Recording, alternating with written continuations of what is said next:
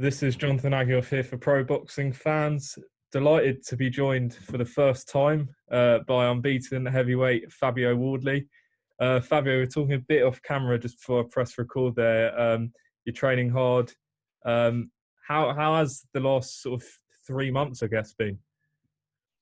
Yeah, it's been a weird time for everyone, isn't it? Things have been a bit strange, and everything's kind of been thrown up into the air with boxing, especially, and just general day-to-day life of kind of how you're getting through. But for me, not too much has changed. It's been very similar to how it would usually be. It's just training, really, same old, just training at the gym, just making do. There was a couple of weeks where I weren't able to get in and things, but other than that, it's just been the same thing. Just been throughout whatever's been going on, just staying focused and staying ready and waiting to hear. Before we get into sort of the fights that are coming up for you, how did you sort of get into boxing? What was your path in?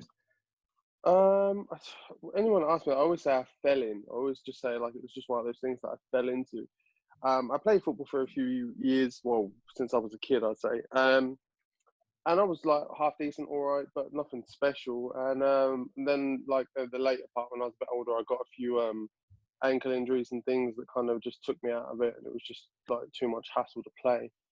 So I stopped that for a few years, and then I went into a boxing gym one day, and I just say like, I just never seemed to leave. I was just there one day, and then that was it. That was me. I was hooked. I was in from then onwards. So yeah, it was just one of those things that with me kind of progressively over time, just the love for it, the momentum and everything just built up. How does the training side of it compare when you're playing football to boxing? How different is it? It's completely different. Yeah, completely different. Like the level of training and stuff when I was doing when I was playing football was like small scale, very, very small scale compared to now. I'm training 2-3 times a day minimum. So yeah, it's completely different worlds, and that's obviously taken some adjusting over time, figuring out one, my body, two, training schedules, training camps, how to structure them, what works best and stuff. So it's a lot of trial and error, but we're in a good place with it. So what level did you get to? Like, what clubs did you play for? No one professional or anything like that at all. I mean, just like on a sports side, just a normal like Saturday, a relatively high level Saturday football team, but nothing paid for or anything like that. Were you a big boxing fan when you were younger? Yeah, not a massive. Don't get me wrong. I wasn't a massive die-hard boxing fan, but I always enjoyed it. I watched a lot of fights early on. Like one of the biggest fights I remember watching when I was younger, anyway, was Mayweather and Hatton. That was a big fight that I watched that I really enjoyed, and yeah, it was just progressively over time. But I wasn't a die-hard boxing fan, so I wasn't watching boxing every week or whenever it was on. But like again, like I say, it was just one of those things that progressively over time I just fell more and more in love with. As obviously Hatton and Mayweather, yeah, I remember that as well because I was pretty young when that came on as well. Were there any heavyweight fights that you used to watch? Not that I can remember, to be honest. No. Heavyweight fights. No, not really. I don't think I was really into it by then. I think I was a bit off because at about the time where I was kind of in boxing, it was like the Klitschko's and things like that where they were, and that wasn't at that point. I don't think I was particularly interested in them more so, or them people as boxers. Obviously, Hatton was a massive star for the UK, so he was someone I was interested in, and Mayweather as well was just a massive boxing star in his own right. So they're probably why I was drawn to like those type of fights more so. So was your amateur career then quite short? It was non-existent Really? technically. So I never did amateur, like the proper ABA or amateur boxing or anything like that. I never did that. I did white collar. I did white collar boxing, and I came up that way. And I had very few white collar fights as well. I only had 4 white collar fights in total before I then turned pro and turned over and tried to make something out of boxing that way. So yeah, my whole introduction to boxing has been like the beginning part of it has been very, very short. That said, 8-0, 7 KOs. How have you found sort of the professional game so far? I mean, from the record, it doesn't look like it could have gone much better. No, don't get me wrong. Like I'm blessed. I've done very well with everything that's been, how things have gone. Everything's been thrown my way. I've always made something out of it, which has been good. Like I've boxing, like my whole journey into boxing has been a roller coaster. Like it's been ups and downs. There's been hard days and bad days and whatever. As you're gonna get, it's just part of it. But yeah, I'm really happy and really fortunate of where I am at the moment and the position I'm in. So we just keep pushing forward and keep striving. What specifically has been sort of the best day so far and sort of the lowest, if you can reveal? Probably the lowest was, so at the beginning of my career, I had my pro debut cancelled 5 times in a row. So that was like 5 times where I went through like a training camp, got all the way to the end, or like a week before, 2 weeks before, and it was cancelled for one reason or another. So in the initial stages, there was a lot of issues. So by the end of that, it was like I was probably at my lowest point because I'd not even really barely been able to even have my chance to step into professional boxing, and then like things were just already going like really wrong. And like I never, when I was having those debut fights and things, when I was re-announcing the one after it just been cancelled, I didn't know if it was actually going to go through and things like that. So those were probably like one of the lowest points in my career, was right at the beginning, to be fair. And then once we got over that initial hurdle, got through that, I had some more cancelled fights down the line, but they weren't all as bad. And at the end of the day, once you've done it a few times, you kind of get used to it. I grew a bit numb to like when fights were getting cancelled and stuff. Like it was something I kind of learned to deal with over time, that it wasn't too much of an issue anymore. Like I just know, like, right, cool, fight's cancelled, crack on, stay in the gym, stay ready, just keep going. Like I built that mentality over time. So yeah, that was probably the lowest one. But the highest point I'd probably say was, it's hard to pick one because there's been a few. Like I'd say I did before I'd signed with Dillion, an older promoter. We put on the first professional boxing show in Ipswich, where I'm from. That was the first show in about 20 years. So that was like a really proud moment for me, and a really big event for just me and the town and everyone here, that I was able to do that, headline a show in my hometown and bring that back for everyone. So that was massive for me. And then my first fight,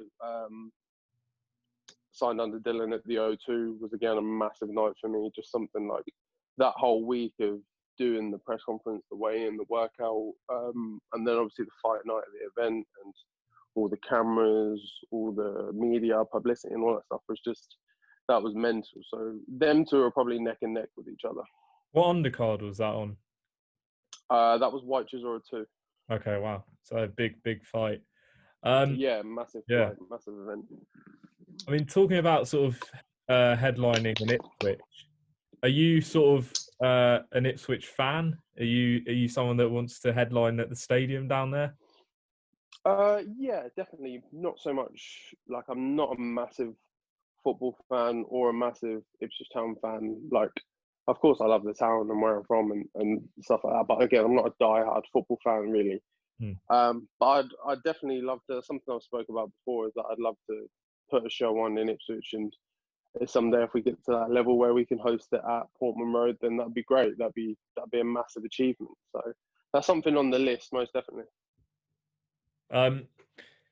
Let's just talk about the Simon Vanilli fight. It was obviously meant to go on that Newcastle show, English title fight, I believe it was. Yeah.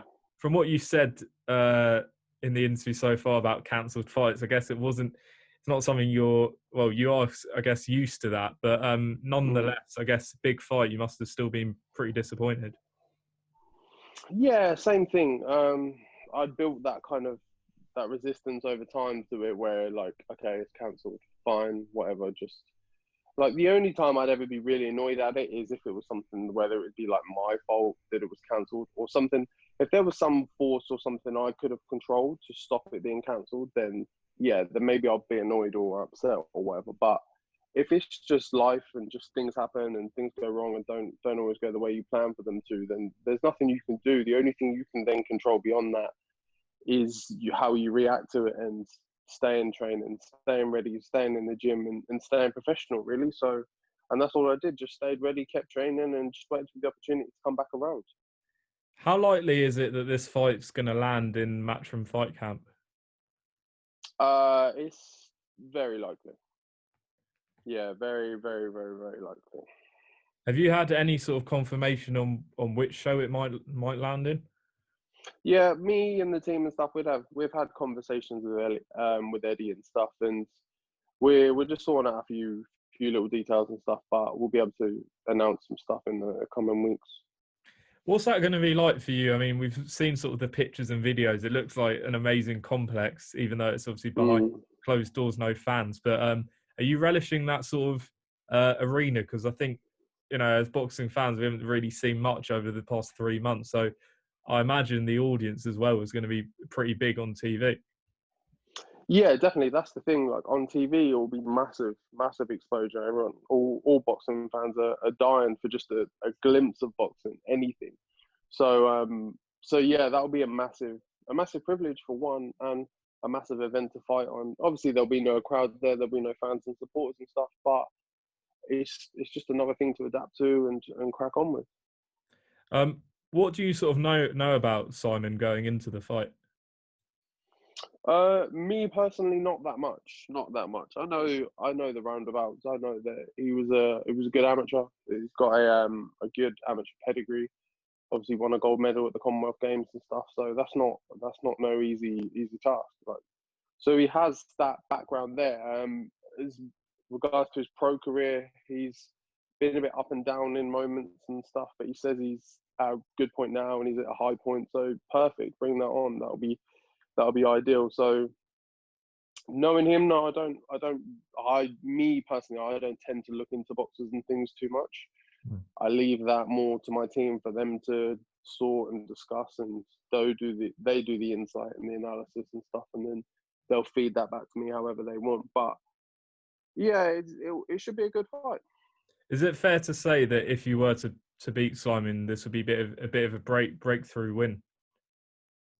Yeah, most definitely, for two parts. One, for beating someone with such a good pedigree like Simon. Like, the contrast in our backgrounds is like chalk and cheese. Like, it's completely different. I've come from white collar, only having 4 fights, and he had a long amateur career, winning a gold medal. So there's a complete difference in how we've started out. So to see that come forward would be a massive achievement in one right. And then obviously to win the English title at the same time is another bonus. So there's 2 bits there that then throw me right in the mix. I remember, I think it might have been a month or 2 ago, there was talk about a fight between you and Dave Allen.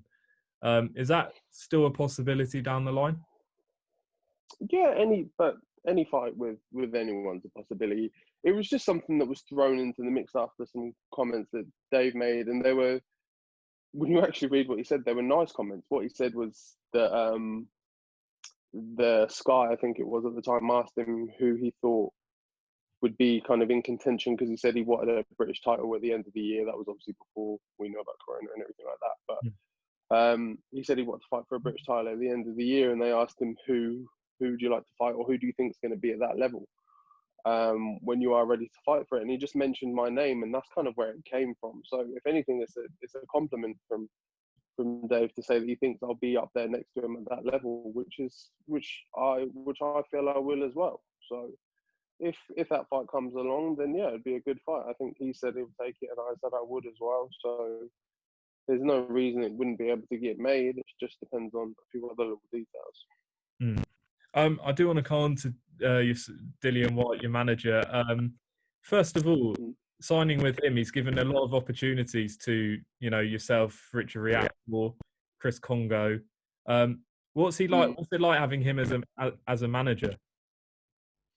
It's like, it's probably not like any other kind of manager, like boxer manager relationship. Like, 'cause he's not a promoter. He's not trying to take on a stable of loads of fighters and stuff. He's there to look after people that he knows and that he views as obviously one as a good talent within boxing, but two that he likes as on a personal level, that he actually likes as a friend, or that can actually get on well with. So it's not so much about the business of boxing, where obviously a lot of majority, I'd say, of the manager-boxer relationships are. It's more of a friendship. If I want to help you get to this next level, this higher level, this next platform, and without a doubt, without his help and his assistance and his guidance, I wouldn't be nowhere near the level where I'm at now. I definitely wouldn't be fighting for an English title in the coming weeks like I am going to be. So it's like I owe a lot to him. I owe a lot to him. Like, and he didn't need to do that, and he didn't have to. He doesn't owe me anything. He doesn't do anything for me in that sense. That it doesn't do anything massively for him to have me under his wing. He's doing it off the goodness of his heart, because he wants to, because he had that hard road up himself through ticket deals and those rough early fights and those early days of going under the radar on small hall shows and things. So he's done it, and he knows how hard it can be. So yeah, he's a great person to have in your corner, because again, like I say, he's done it all as well. If I have any questions about boxing, training, this, that, whatever, he's done it all. He can give you all the answers. So yeah, it's perfect to have someone like him right behind me. Absolutely. We've seen him out training in Portugal, preparing for the Alexander Povetkin fight, which we think is going to be behind closed doors.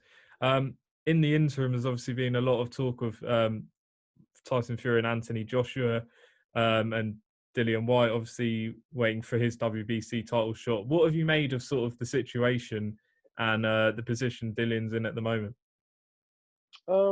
Probably my view on it is the same to a lot of people's, that he's been dragged along for way too long now, for way too long. That his date got pushed back for a reason which they initially thought was true, but obviously got proven to be completely false. So why it was initially put back in the first place is unfair, and then it's put at that February date now of 2021, and then they say potentially that AJ and Fury may fight, so they may push it back even further, which again is unfair, because you can't give a date and say that's when and then pull it back because of this reason or that reason or any other. So yeah, I think it's the only fair thing to do is to give the man his opportunity that he's worked for, that he's proven time and time again that he's beat high level opponents. And for what? Not for belts, not for anything, just for the love of the sport and to show that he's one of them top contenders, and he's done it all. So give the man his shot. Yeah, I mean, there has been a lot of talk, and I must stress it's nothing, is confirmed at all, but there's been a bit of talk about, Fury being elevated to sort of franchise champion and Dillion being, moved up from interim to full WBC champion. But I guess sort of from his perspective, he'll want to fight for the belt outright. Yeah, knowing him and knowing him personally, he'll hate that. He'll hate that with every fibre. He'll hate it because, one, the franchise champion thing is an absolute waste of time anyway. Why is, no one really in boxing knows what that's there for. Why? What does that even mean? You can't have two champions. It's not a thing. And two, Dillion wants the fight. He wants to fight for his belt. He doesn't want to just be given a belt and go, here, look, you're the champion now. Take this. Move on. No, he wants to take that belt from Fury. He wants to take it in the ring like a proper fighter should, because he's a true boxer down to heart, which is proven time and time again. So again, just with all the games and all the messing around that the WBC do a lot, it's just unfair.